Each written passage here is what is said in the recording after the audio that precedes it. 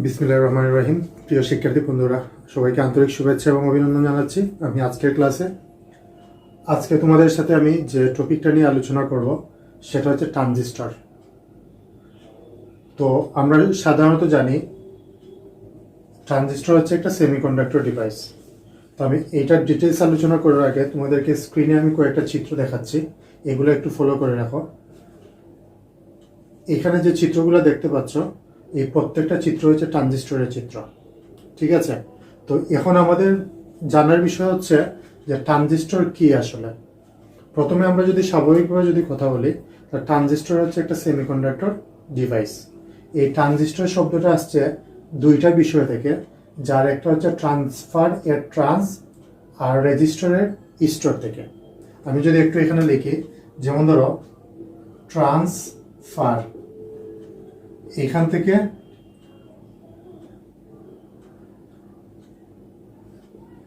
ট্রান্সফারের ট্রান্স এবং রেজিস্টরের স্টার, এই দুইটার সমন্বয়ে আমাদের যে শব্দটা তৈরি হচ্ছে সেটা হচ্ছে ট্রানজিস্টর। তাহলে এখান থেকে আমরা বুঝতে পারলাম যে ট্রানজিস্টর এইটা মূলত দুইটা শব্দের সমন্বয়ে তৈরিকৃত একটা ডিভাইস। আধুনিক ইলেকট্রনিক্স ইঞ্জিনিয়ারিংয়ে বা আধুনিক বিজ্ঞানের ক্ষেত্রে এই ট্রানজিস্টরটা অনেক গুরুত্বপূর্ণ একটা ডিভাইস, যে ডিভাইসের কারণে আমরা বলতে পারি বর্তমান আধুনিক বিশ্বের ইলেকট্রনিক্স শাখায় যথেষ্ট উন্নতি হয়েছিল, ঠিক আছে? এখন এই ট্রানজিস্টর কি, ট্রানজিস্টর কিভাবে কাজ করে, ট্রানজিস্টর বায়াসিং কৌশলটা কি, সেই জিনিসগুলো আমি তোমাদের সাথে এক এক করে আলোচনা করব। তো যাই হোক, এখন দেখো এই ট্রানজিস্টরকে যদি আমরা এভাবে বলি, জাস্ট আমি সংজ্ঞায়িত করার আগে একটু বোঝানোর চেষ্টা করি। দেখো এখানে একটা আমি গঠন চিত্র অঙ্কন করছি।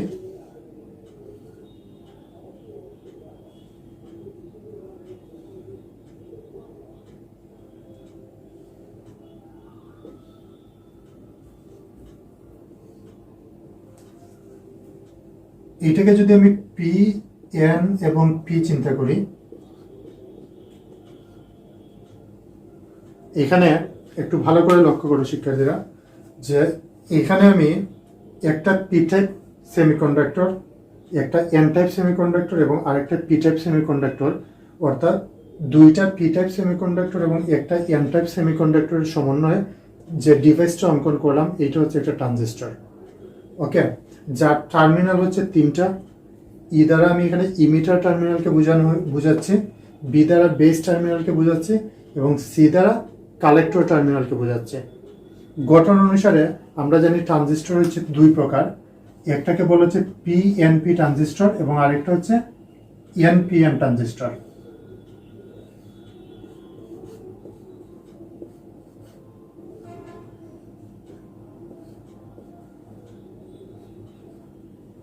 ওকে, তাহলে গঠন অনুসারে ট্রানজিস্টর কয় প্রকার?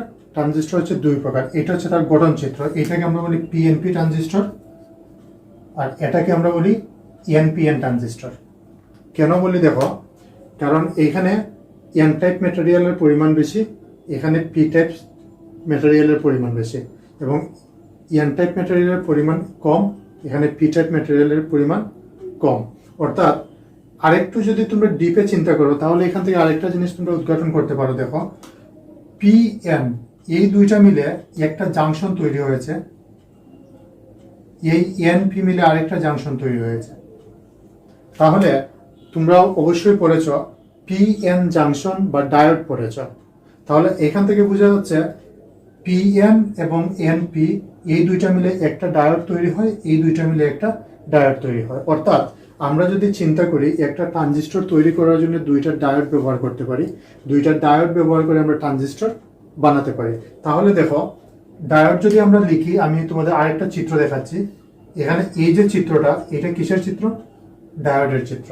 ডায়োডের এইটা যদি পি টাইপ হয়, এটা কি এন টাইপ। এরপরে যদি আমি আরেকটা যদি ডায়োড এখানে যদি অঙ্কন করি, এই দুইটাই এড করলাম, তাহলে এইটা হচ্ছে কি পি টাইপ এবং এইটা হচ্ছে এন টাইপ। এখান থেকে যদি একটা টার্মিনাল বের করি, এইটা বেস টার্মিনাল, এইটা কালেক্টর টার্মিনাল এবং এইটা হচ্ছে ইমিটার টার্মিনাল। তাহলে দেখা গেল এই পিএনপি ট্রানজিস্টরটাকে ডায়োড দিয়ে যদি আমরা বানাই তাহলে এইরকম একটা চিত্র অঙ্কন করতে পারছি। আবার দেখো এনপিএন ট্রানজিস্টরের ক্ষেত্রে যদি আমরা চিন্তা করি তাহলে এনপিএন ট্রানজিস্টর হচ্ছে এইটা হচ্ছে এন, এইটা হচ্ছে পি। ওকে, আবার যদি আমরা চিন্তা করি এইটা হচ্ছে তার এন, এইটা হচ্ছে তার পি। এই দুইটা থেকে আমরা একটা টার্মিনাল বের করলাম বেস টার্মিনাল, এইখান থেকে এইটাকে ইমিটার টার্মিনাল এবং এইটাকে আমরা কালেক্টর টার্মিনাল বের করলাম। তাহলে পিএনপি ট্রানজিস্টরকে যদি ডায়োড দিয়ে যদি আমরা ট্রানজিস্টরের কাজটা করতে চাই তাহলে তার চিত্রগুলো হবে এইভাবে, দুইটা ট্রানজিস্টরকে অ্যাডজয়েন্ট করে আমরা একটা পিএনপি অথবা এনপিএন ট্রানজিস্টর অঙ্কন করতে পারবো। এটা হচ্ছে তার গাঠনিক ফ্যাক্টর, মানে গঠন করলে আমরা এইভাবে করতে পারি। এখন একটা পিএনপি ট্রানজিস্টর যদি সিম্বল বা প্রতীক যদি আমরা চিন্তা করি তাহলে একটা পিএনপি ট্রানজিস্টরের সিম্বল বা প্রতীকটা হচ্ছে এরকম।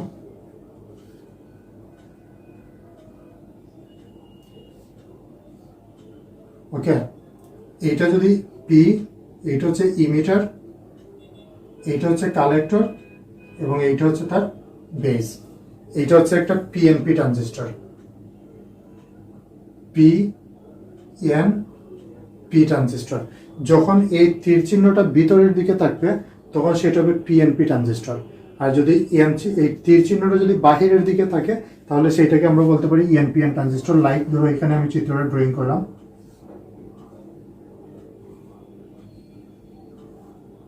ওকে, এইটা হচ্ছে তার বেস, এইটা তার ইমিটার, এইটা হচ্ছে তার কালেক্টর। তাহলে তীর চিহ্নটা থাকবে কি বাহিরের দিকে।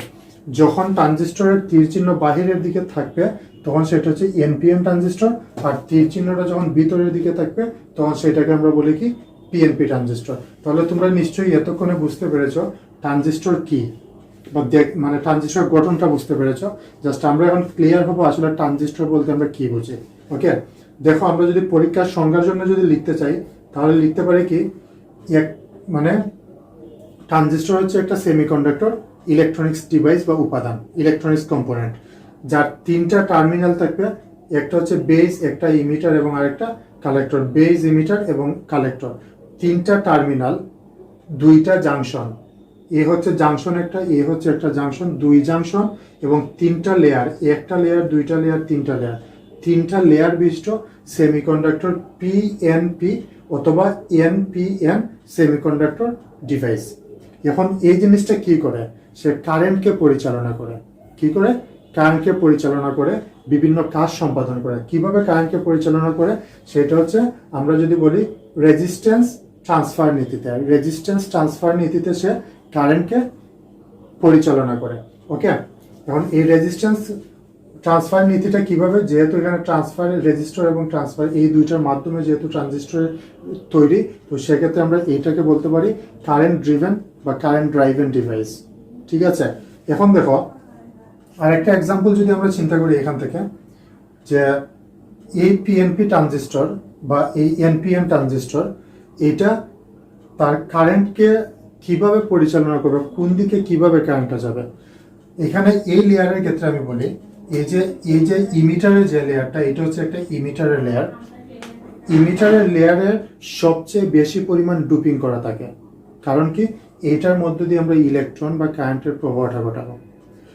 সবচেয়ে কম পরিমাণ ডুপিং করা থাকে বেস জাংশনে, বেসে, এবং ইমিটারের চেয়ে সামান্য পরিমাণ কম ডুপিং করা থাকে কালেক্টরের মধ্যে। অর্থাৎ ইলেকট্রন বা কারেন্টের নির্গমন পথ হচ্ছে এটা, এদিকে প্রবেশ করবে এবং কালেক্টর সেই কারেন্টটাকে স্টোরেজ করবে। স্টোরেজ করার পরে এইটা দিয়ে আমরা কি কি কাজ করব? প্রথমত কাজ করব অ্যামপ্লিফিকেশনের কাজ, অর্থাৎ লো ফ্রিকোয়েন্সির সিগন্যালকে হাই ফ্রিকোয়েন্সির সিগন্যালে আমরা রূপান্তর করব, যেমন ধর আমরা অ্যামপ্লিফায়ার যেগুলো ব্যবহার করি, অথবা অটোমেটিক সুইচিং কন্ট্রোলিং সিস্টেমের ক্ষেত্রে অটোমেটিক সুইচিং সিস্টেম বা কন্ট্রোলিং সিস্টেমের জন্য আমরা ট্রানজিস্টর ব্যবহার করতে পারি। ঠিক আছে, আমি এখানে যে জিনিসগুলো বললাম, যে ট্রানজিস্টর হচ্ছে গঠন অনুসারে ট্রানজিস্টর দুই প্রকার, একটা হচ্ছে পিএনপি ট্রানজিস্টর এবং আরেকটা হচ্ছে এনপিএন ট্রানজিস্টর। এখন ট্রানজিস্টরের বায়াসিং এর উপর ভিত্তি করে ট্রানজিস্টর কয় প্রকার সেটা নিয়ে আমি তোমাদের সাথে কথা বলব।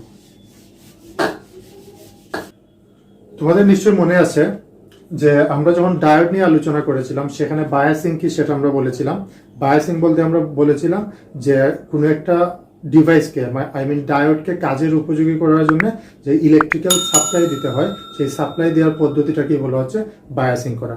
একইভাবে একটা ট্রানজিস্টরকে যখন আমরা ইলেকট্রন বা কারেন্ট প্রবাহের জন্য উদ্বুদ্ধ করবো বা কারেন্ট প্রবাহ ঘটাবো তখন সেই কাজটাকেই বলা হচ্ছে কি, সেই কাজের পদ্ধতিটাকেই বলা হচ্ছে বায়াসিং করা। একটা ট্রানজিস্টরকে বায়াসিং করা যায় তিন ভাবে। কয়ভাবে? তিন ভাবে। যার একটা হচ্ছে সংক্ষেপে একটাকে বলে সিবি, আরেকটা হচ্ছে সিই এবং আরেকটা হচ্ছে সিসি। এর মানে এইটা দ্বারা বোঝানো হচ্ছে কমন বেস কনফিগারেশন, মানে কমন বেসের মাধ্যমে বায়াসিং করা যায়। আরেকটা হচ্ছে কমন ইমিটারের মাধ্যমে বায়াসিং করা যায়। আরেকটা হচ্ছে কমন কালেক্টরের মাধ্যমে বায়াসিং করা যায়। এর মানে কি? এর মানে হচ্ছে যেহেতু ট্রানজিস্টরের প্রান্ত হচ্ছে তিনটা, তো বায়াসিং করার জন্য আমরা সেটাকে ইনপুট এবং আউটপুটের জন্য একটা প্রান্ত বা টার্মিনালকে কমন করে ইনপুট আউটপুট যখন তৈরি করব তখন সেইটাকে বলেছে কমন কনফিগারেশনের বায়াসিং। ওকে, তাহলে কমন কনফিগারেশনের উপর আমরা কয়ভাবে পাচ্ছি? তিনভাবে: কমন বেস, কমন ইমিটার এবং কমন কালেক্টর। অর্থাৎ যখন কমন বেস হবে তখন বেস টার্মিনালটা ইনপুটের সাথেও থাকবে আবার আউটপুটের সাথেও থাকবে। যখন ইমিটারকে কমন করা হবে সেটা ইনপুট আউটপুট উভয়ের সাথে কানেক্টেড থাকবে। কালেক্টরকে যখন কমন করা হবে তখন কালেক্টরের যে টার্মিনালটা সেটা ইনপুট আউটপুট উভয়ের সাথে কানেক্টেড থাকবে। জাস্ট একটা চিত্র দেখলে তোমরা ক্লিয়ার হয়ে যাবে। দেখো এখানে আমি যদি গঠন চিত্র দিয়ে যদি তোমাদেরকে বুঝাই, এখানে একটা চিত্র অঙ্কন হলো। এইটা হচ্ছে ধরো একটা পিএনপি ট্রানজিস্টর, এইটা হচ্ছে তার ইমিটার, এইটা হচ্ছে তার বেস এবং এইটা হচ্ছে তার কালেক্টর। এখন এই বেস টার্মিনালকে যদি আমরা কমন করে দিই তাহলে এই চিত্রটার নাম হয়ে গেল কি কমন বেস ট্রানজিস্টরের কনফিগারেশন। ওকে, এখন এইখান থেকে আদর্শ কিছু রুলস আছে যেগুলো আমাদেরকে জানতে হবে। যে রুলসের বাইরে গেলে একটা ট্রানজিস্টর কখনোই বায়াসিং করতে পারে না। একটা ট্রানজিস্টরের বায়াসিং এর আদর্শ রুলস হচ্ছে দুইটা বা শর্ত হচ্ছে দুইটা। একটা হচ্ছে ট্রানজিস্টরের বেস এবং ইমিটার টার্মিনাল। এই টার্মিনালটা কি? ইমিটার। এইটা হচ্ছে কালেক্টর, এইটা হচ্ছে বেস। অর্থাৎ এই টার্মিনালটা হচ্ছে বেস এবং এই টার্মিনালটা হচ্ছে বেস। বেস এবং ইমিটার টার্মিনাল সবসময় ফরওয়ার্ড বায়াস প্রাপ্ত হবে, ঠিক আছে? আবার কালেক্টর এবং base terminal always reverse bias প্রাপ্ত হবে। এখন একটা ট্রানজিস্টর কিভাবে ফরওয়ার্ড বায়াস করব? তার ব্যাটারি সোর্সের কানেকশন এই টার্মিনালের উপর ভিত্তি করে। ওকে, তাহলে এখানে কি আছে? পি আছে, এর মানে হুলের আধিক্য আছে এখানে, ঠিক কিনা? তাহলে এখানে যদি আমি ব্যাটারি সোর্সটা ব্যবহার করি, ডিসি ব্যাটারি পজিটিভের সাথে পজিটিভ, বেজের নেগেটিভের সাথে নেগেটিভ, অর্থাৎ বেজের এই টার্মিনালটা কি? নেগেটিভ। ওকে, যেহেতু এখানে ইলেকট্রন আছে আর এটা হচ্ছে প্রোটন বা হোল। ওকে, আবার দেখো এখানে আছে কি? ইলেকট্রন, এখানে আছে পজিটিভ চার্জ। কালেক্টর এবং বেসকে কি করতে হবে? রিভার্স বায়াস করতে হবে। তাহলে অবশ্যই এখানে হবে নেগেটিভ টার্মিনাল এবং এখানে হবে পজিটিভ টার্মিনাল। তাহলে দেখো কালেক্টর বেস টার্মিনাল হয়ে গেল কি? রিভার্স বায়াসড, আর ইমিটার এবং বেস টার্মিনাল হয়ে গেল ফরওয়ার্ড বায়াস। তাহলে এই যে চিত্রটা, এই চিত্র দ্বারা আমরা বুঝতে পারতেছি এই কনফিগারেশনটা হচ্ছে একটা কমন বেস কনফিগারেশন, কারণ বেস টার্মিনাল ইনপুট এবং আউটপুট উভয়ের সাথে আছে। আবার এইটা হচ্ছে ফরওয়ার্ড বায়াস প্রাপ্ত, ইমিটার এবং বেস ফরওয়ার্ড বায়াস, কালেক্টর এবং বেস রিভার্স বায়াসড। ওকে, যদি এইভাবে যদি আমরা এটাকে তৈরি করি তাহলে এই ট্রানজিস্টরটা কাজ করতে পারবে, ঠিক আছে? এখন এখান থেকে সে কিভাবে কাজ করে আমি তার কারেন্টের প্রবাহটা আমি তোমাদেরকে এখন বুঝাবো। দেখো এখানে যে পজিটিভ চার্জ আছে, পজিটিভ চার্জ মানে ফুল, একটা ট্রানজিস্টর যখন তৈরি করা হয় ট্রানজিস্টরের ইমিটার টার্মিনালে সবচেয়ে বেশি পরিমাণ ডুপিং করা হয়। অর্থাৎ এখানে যে উপাদানটা থাকবে সেটা যদি প্রোটন থাকে তাহলে প্রোটনের পরিমাণ বেশি থাকবে, যদি ইলেকট্রন থাকে তাহলে সেখানে ইলেকট্রনের পরিমাণ বেশি থাকবে। তারপরে বলেছিলাম বেজের সবচেয়ে কম পরিমাণ ডুপিং করা হয়। অর্থাৎ এখানে এন মানে কি? নেগেটিভ চার্জ, তাহলে এখানে নেগেটিভ চার্জের পরিমাণ কি তুলনামূলক অনেক কম। এখানে পজিটিভ চার্জ, এইটা হচ্ছে কি? ইমিটারের থেকে সামান্য পরিমাণ কম ডুপিং করা থাকে। তাহলে অবশ্যই এখানে প্রোটন বা পজিটিভ চার্জের পরিমাণ বেশি থাকবে। এখন দেখো, যখন আমি এখানে ইলেকট্রিক পাওয়ার সাপ্লাইটা দিব, যখন এইদিকে কারেন্টটা প্রবাহিত হবে, তখন এই যে পজিটিভ চার্জটা কি হবে, এই জাংশনটা বের করে ইলেকট্রনের দিকে চলে যাবে। যেহেতু এখানে ইলেকট্রনের পরিমাণ কম, তখন ফুলের কিছু উপাদান সমূহ ইলেকট্রনের সাথে রিকম্বিনেশন হয়ে সামান্য পরিমাণ কারেন্ট এই দিকে প্রবাহিত করবে, যাকে বলে আমরা কি বেইজের কারেন্ট। আর বাকি যে পরিমাণ ফুলটা থাকবে সেইটা কি হবে, এই টার্মিনালের মধ্য দিয়ে চলে যাবে। ফলে এইখানে যে কারেন্টটা পাওয়া যাবে সেইটা হচ্ছে কালেক্টর কারেন্ট, এবং বেইজের তুলনায় অনেক বেশি পরিমাণ কারেন্টটা আমরা কালেক্টরের মধ্যে পাবো। আর এখানে যে কারেন্টটা পাচ্ছি সেটা হচ্ছে কি ইমিটার কারেন্ট। ঠিক আছে, আমি কথাটা আবার তোমাদের বোঝার সুবিধার্থে বলি। যখন আমি পাওয়ার সাপ্লাই দিলাম, তখন এইখানে পজিটিভ চার্জের আধিক্য বা পরিমাণ বেশি হওয়ার কারণে পি টাইপ থেকে এন টাইপের দিকে যখন ইলেকট্রন বা কারেন্টের প্রবাহটা সৃষ্টি হবে, মানে কারেন্টটা যেতে থাকবে, তখন এই জায়গাতে এই বেস টার্মিনালে ডোপিংয়ের পরিমাণ কম থাকার কারণে হুলের সামান্য সংখ্যক হুল ইলেকট্রনের সাথে রিকম্বিনেশন ঘটবে। ফলে বেজের মধ্যে সামান্য পরিমাণ কারেন্ট প্রবাহিত হবে এবং বাকি কারেন্টটা কালেক্টরের মধ্য দিয়ে গমন করবে। এইভাবে মূলত একটা ট্রানজিস্টর তার কোন কারেন্টের প্রবাহ কৌশলটা তৈরি করে। যদি সেটা আমি এনপিএন ট্রানজিস্টরের ক্ষেত্রে বলি, আমাদের রেজাল্টটা এইভাবেই আসবে। দেখো, আমি যদি এখন এনপিএন ট্রানজিস্টরের ক্ষেত্রে যদি বলি, তাহলে এইটা হচ্ছে কি, তখন ব্যাটারির পজিটিভ, তখন এই টার্মিনাল নেগেটিভ, এখন এটা ফরওয়ার্ড বায়াস প্রাপ্ত, তখন এইটাও সেম, এটা চেঞ্জ হবে, এটা পজিটিভ, এইটা হবে নেগেটিভ, এইটা হচ্ছে রিভার্স বায়াস প্রাপ্ত। কারণ কি, এইটা হচ্ছে এন, এইটা হচ্ছে পি, বাট এখানে আছে মাইনাস। ওকে, এখন দেখো, এই যে ইমিটারের মধ্যে ডোপিং এর পরিমাণ বেশি, অর্থাৎ এখানে ইলেকট্রনের পরিমাণ এখন তুলনামূলক কি অনেক বেশি, আর এখানে প্রোটনের পরিমাণ অনেক কম, এখানে ইলেকট্রনের পরিমাণ ইমিটারের তুলনায় একটু কম। যখন বায়াসিং করা হবে, তখন এইখানের যে চার্জের কণা, চার্জগুলো কি হবে, প্রোটনের মধ্য দিয়ে গমন করতে যে এখানে সে নিউট্রালাইজ হয়ে যাবে, রিকম্বিনেশন ঘটাবে। আর এই রিকম্বিনেশনের ফলে হুলের আধিক্য কম হওয়ার সামান্য পরিমাণ ইলেকট্রন এইটার সাথে অ্যাডজাস্ট হয়ে এইদিকে একটা বেস কারেন্ট প্রবাহ করবে। আর অবশিষ্ট ইলেকট্রনগুলো এই জাংশনটা বেদ করে কালেক্টরের মধ্য দিয়ে গমন করে কালেক্টর কারেন্টটাকে উৎপন্ন করবে। এখানে যে বেস কারেন্টটা পাওয়া যাবে, বেস কারেন্টের পরিমাণ হচ্ছে 2% থেকে 5% পর্যন্ত। কালেক্টরের মধ্যে যে পরিমাণ কারেন্ট পাওয়া যাবে তার পরিমাণ হচ্ছে 98% থেকে 95% পর্যন্ত। আর সম্পূর্ণ কারেন্টটা প্রবাহিত হচ্ছে কার মধ্য থেকে, ইমিটারের মধ্য থেকে। তাহলে ইমিটার কারেন্ট হচ্ছে কত, 100%। ঠিক আছে, অর্থাৎ আমরা এখান থেকে বলতে পারি ইমিটার কারেন্ট সমান সমান হচ্ছে আইসি প্লাস আইবি। এইটা হচ্ছে তার কারেন্ট প্রবাহের কৌশল।